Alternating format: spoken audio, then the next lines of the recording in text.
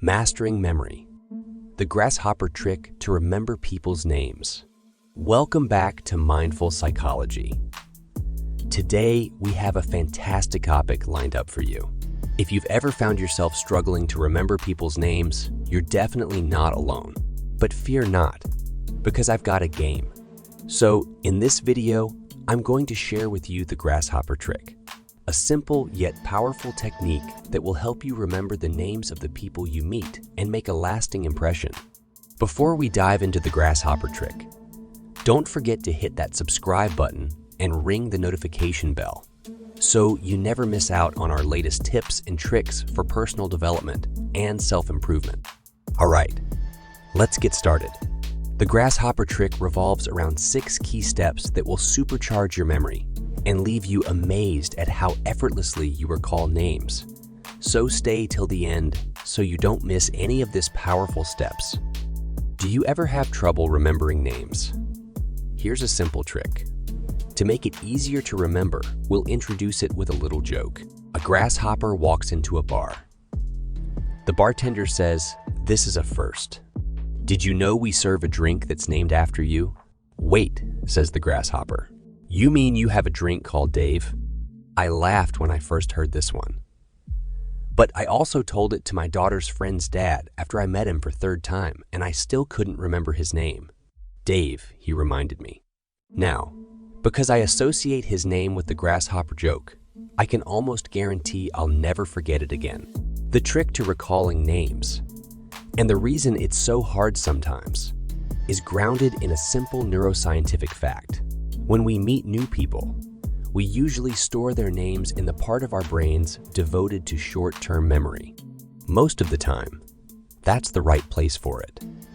We're inundated with information constantly, so our brains have evolved to bury less important memories in favor of information that matters more and can be accessed more quickly. Dr. Thomas Ryan of the Trinity College Institute of Neuroscience in Dublin and Dr. Paul Franklin of the Department of Psychology at the University of Toronto wrote last year, "Rather than being a bug, forgetting may be a functional feature of the brain, allowing it to interact dynamically with the environment. Forgetting some memories can be beneficial. But when it comes to names, we wind up with a problem or two. First, we usually don't know when we meet someone if they or their names will be important to us later. Second, even if someone does promise to be important, we're still conditioned to clump the memory of his or her name in with all the other short-term data. So the trick is to learn to associate names with other memories that we're less likely to bury. The grasshopper joke is one example. I couldn't forget my daughter's friend's dad's name now if I tried, because it's associated with the joke. Famous last words, but I feel confident.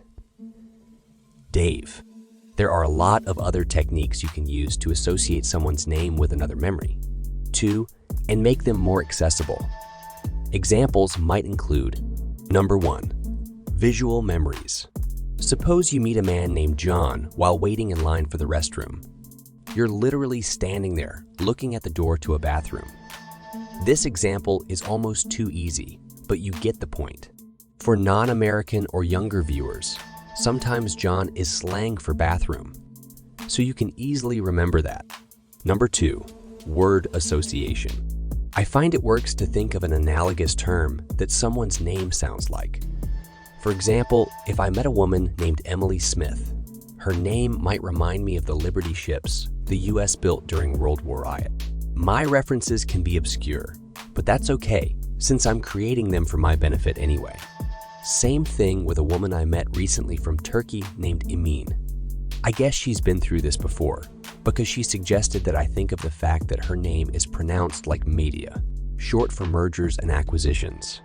Number 3. Write it down. I do this sometimes.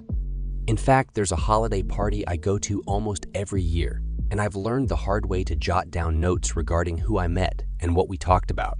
Otherwise, there's a good chance that 12 months later, I'll be back at the same party, meeting some of the same people and trying not to simply repeat the same introductions and stories. Here, of course, you're embedding the memory, but also creating a record you can refer to later. Number 4, draw it. A study last year in the journal, Aging, Neuropsychology and Cognition, found that sketching an event improved recall compared to simply writing it down.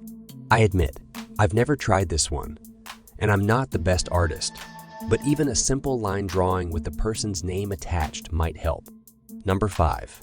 If you meet someone with a common enough name, you immediately try to think of other people with the same name. So if I were to meet someone named Henry, I might immediately try to think of some of the other Henrys I've known, like my nephew Henry and my friend's son Henry and Henry Ford and retired soccer legend Thierry Henry, etc. Number 6. Character association. Basically, you try to recall a fictional or famous person or a combination whose names or images work like a puzzle to help you remember someone's name. Example: suppose you met the actor Dylan Walsh but didn't know his work. You might recall the old TV show Beverly Hills 90,000, 210, in which one of the lead characters' last names was Walsh, and another's first name was Dylan. Some of these techniques become more effective the more you use them, which might be because you become more adept at remembering to make the effort to make the connections. And some of them probably work better for some people than others. And there you have it, the grasshopper trick to remember people's names. By creating associations using repetition, writing it, drawing it, and regular review, you'll be amazed at how quickly you become a master at remembering names. I hope you find this technique as useful as I have. If you enjoyed this video, hit that thumbs up button and share it with your friends who could use some name recalling superpowers too. Thanks for tuning in. Don't forget to subscribe to Mindful Psychology for more valuable content. Until next time, keep honing your memory skills, and I'll see you in the next video.